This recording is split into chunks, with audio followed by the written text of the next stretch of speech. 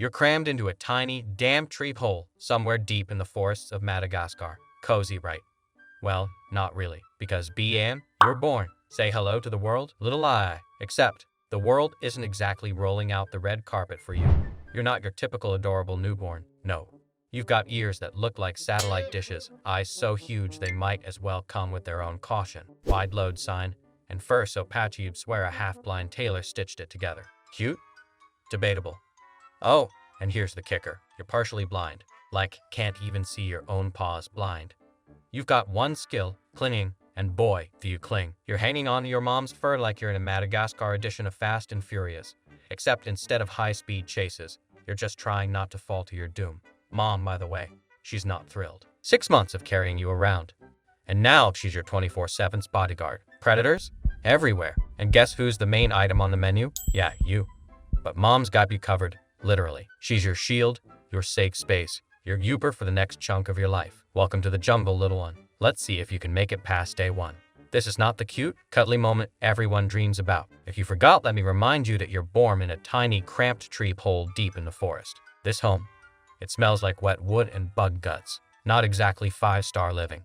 And let's be real, you look less like an adorable baby animal and more like a cursed Pokemon card. Big, wide eyes, oversized ears, and fur so patchy it looks like it came from a thrift store clearance bin. At first, life is pretty simple. You're just hanging out, doing baby things, sucking milk, and giving off some major I didn't ask to be born vibes. While other animals might be out exploring, you're stuck looking like you belong in a Tim Burton movie. Fast forward to around 2 months old. Your eyes finally open. But instead of those magical Disney princess eyes, you got these wide, panicked eyes, like you just saw your favorite K-pop idol at a concert, but in a this is too much kind of way. Welcome to the world, kid. It's not exactly what you imagined. And that fur, everyone told you would glow up. No. And let's not even talk about the teeth. They're growing at a rate that's downright alarming. You've got rodent-style teeth that don't stop growing. Sharp, orange, and ready to gnaw through anything in sight. Because evolution clearly decided, let's make this gremlin even creepier with industrial-strength teeth. Then, around 3 months, you start practicing your new talent. That middle finger of yours, already weirdly long, starts to grow even longer. Now, it's a creepy, bony finger that you use to tap on trees, trying to find bugs hiding under the bark. Yeah, it's a talent all right, but not one that's going to win any popularity contests. It's more like a scene from a creepy forest version of America's Got Talent. And how's your mobility? Well, you're still wobbling around like you're in the middle of a Mario Kart race, crashing into everything in your path. So, if you thought the glow-up was coming soon, spoiler alert, it's not. But here's where things really get wild. Puberty hits, and it's a whole new level of awkwardness. That middle finger of yours? It's turning into a bony, spindly weapon that looks like it could tear a hole in space and time. Sure, it's great for tapping on trees and scooping out bugs, but honestly, it just looks like you're flipping off the entire world for making you look like a Tim Burton reject. And those teeth?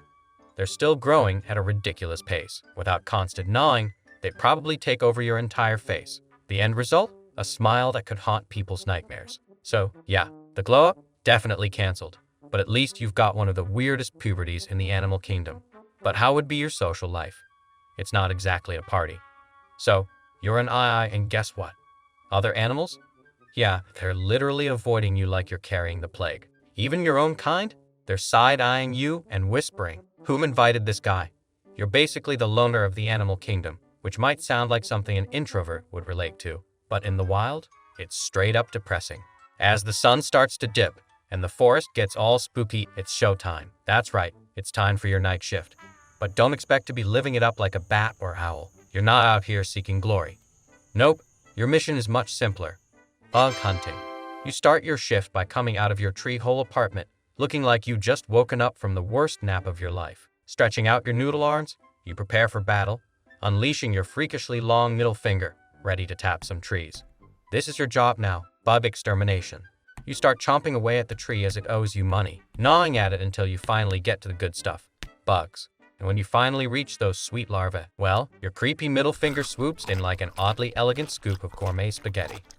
Alright, this is where things get really wild. If you think you had it tough in the dating world, just wait until you hear about the romantic life of the II. It's a total mess. First off, forget about swiping right or making small talk over coffee. As an II, you don't have Tinder or Bumble, and let's be real, even if you did, you wouldn't know how to use them. Instead, your version of a love life is all about screaming. Yep, when a female aye is ready to mingle, she lets out this ear-piercing screech into the night. It's less a romantic serenade and more like a banshee who just got ghosted. Naturally, the desperate males hear her distress call and come running. But instead of showing up with a bouquet of flowers or maybe a nice bug dinner, they bring nothing but vibes. Yep, just vibes. And the female, being the ultimate diva of the jungle, makes them work for it. How? By forcing them into literal WWE-style smackdowns. These males are out here biting, scratching, and flailing their weird, long fingers like broken windmills, all for the chance to mate. You'd think this fight would last a while, right? Nope. After all that drama, the actual mating lasts about 2 minutes. Just 2 minutes. That's it. All that effort for a brief, unsatisfying moment.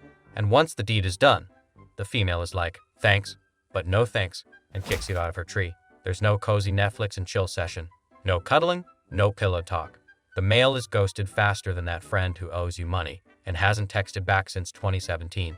Dating culture. It's messy, it's chaotic, and honestly, it's not even worth the effort. But hold up, this story gets even worse.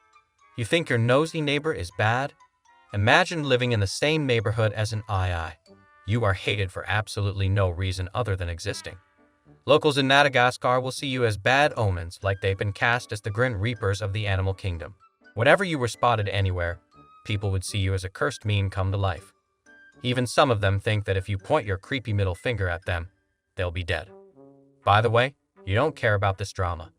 Due to these ridiculous superstitions, you are often chased out of town, or worse, killed. All of this is just for being a weird animal.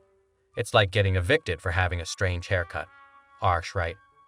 And don't even get me started on the forest residents. The birds squawk when they see you. The lemurs avoid you like any pandemic. And the trees? They're probably just sick of being gnawed on every night. But let's talk about your inevitable end, because let's face it, we'd all know it's coming. It's like the game over screen of a video game. No surprise here. As much as you avoid human drama, you can't dodge the Grim Reaper forever. And in your case, locals actually think you're the Grim Reaper. How's that for a reputation? You live fast, eat bugs, and avoid haters. But no one escapes their fate, not even you. As you get older, you start looking even scruffier. Think of it like your punk phase that never ends. Your fur? It's like you've been through a dozen jungle mosh pits. And the real tragedy, your tapping finger, the one that made you famous, slows down. Yeah, that's right. But the final blow? When you die, the forest isn't going to throw you a funeral. There won't be any tears. The bugs? Oh, they'll probably throw a secret victory party. But even with all your chaotic antics, you'll leave behind your legacy, a misunderstood middle finger to the world.